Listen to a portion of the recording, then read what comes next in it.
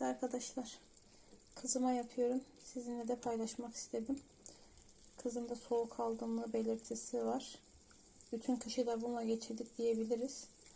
Gördüğünüz gibi dibinde bol miktarda sarımsak var. Sarımsakları doğal, mümkün mertebe bulabiliyorsanız doğal sarımsakları ezdim. Sonrasında doğrayabildiğim kadarınca, yani neredeyse 2 baş sarımsak, en az 1 baş sarımsak doğradım. Küçük taneli oluyorlar zaten. Doğradıktan sonra bu şekilde bir cam olmasını tavsiye ederim. Camın içerisinde, kaşığınızda tahta olursa çok daha iyi olur. Camın içerisinde gördüğünüz gibi döktüm. Sonra üzerine saf doğal zeytinyağı ekleyerek kaynatmaya başladım. Bunu aynı zamanda Hatay'da çalışan bir hemşire kuzenimiz de paylaşmıştı bizimle. Eşim o zaman virüs aldık. Çok öksürüyordu. Bende de öksürük vardı aynı dönemde. Kızımda da ateş vardı. Doğal antibiyotik dedi.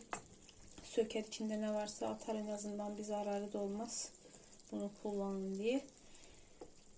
Ondan öncesinde de kullanıyordum ama bu kadar kaynatarak kullanmıyordum. Zeytinyağının içerisinde 6-7 saat sarımsakları beklettikten sonra zeytinyağını içirerek ayaklarının dibine sürerek kullanıyordum. Ama hem biliyorsunuz ki Hatay bölgesi özellikle doğal yöntemler noktasında gerçekten başarılı. Hem oradaki hemşiremiz hem birçok farklı kanallardan, yabancılardan ve farklı doktorlardan da aldığım tavsiyeler sonucunda bu şekilde kaynatarak, hatta şu dibinde şöyle çevireyim. Şu dibinde gördüğünüz sarımsaklar kızarıncaya kadar kaynatarak iyice özünün zeytinyağına geçmesini sağlıyorum. Bu dibinde kalan şu sarımsaklar yiyilebilir mi? Yiyilir. Daha faydalı hatta, ya da daha ezilip macun kıvamına getirilip ayaklarının dibine sürülebilir mi? Yetişkin çocuk, evet, daha faydalı olur.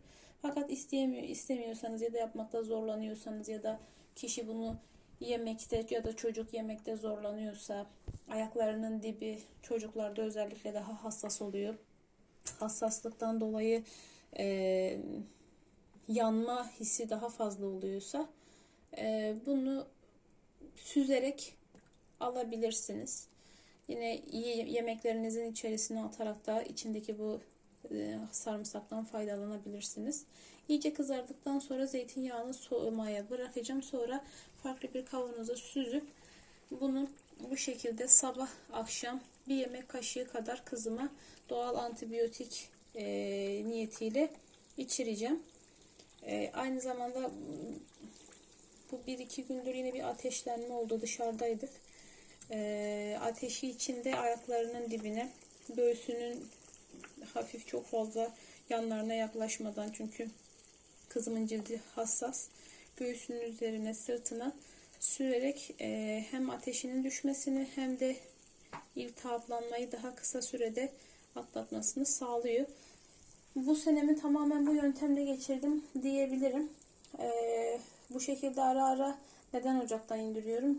Yağın kaynama derecesi biraz daha yüksek oluyor ve soğuma derecesi de düşük. Biraz daha beklemek gerekiyor. Üzerinde tuttuğum zaman taşma meydana geliyor.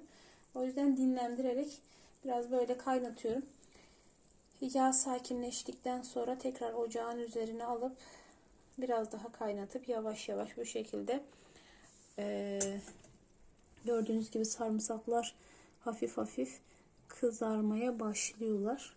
Soğaraç yaparsınız ya, soğan, sarımsak, aynı o şekilde biraz kızarması. Şu anda ezildi zaten. Şöyle bakın. Gerçekten ezildi, yumuşadı. Kızarmalar da hafif var. Pembeleşti. Biraz daha fazla, soğaraçtan daha fazla kızartıp sonrasında soğumaya bırakıp süzeceğim. Sizler de hem kendiniz için hem çocuğunuz için doğal antibiyotik olarak kullanabilirsiniz. Takip ederseniz bunun gibi paylaşımlara, özellikle kendim uyguladığım paylaşımlara devam edeceğim. İzlediğiniz için teşekkür ederim.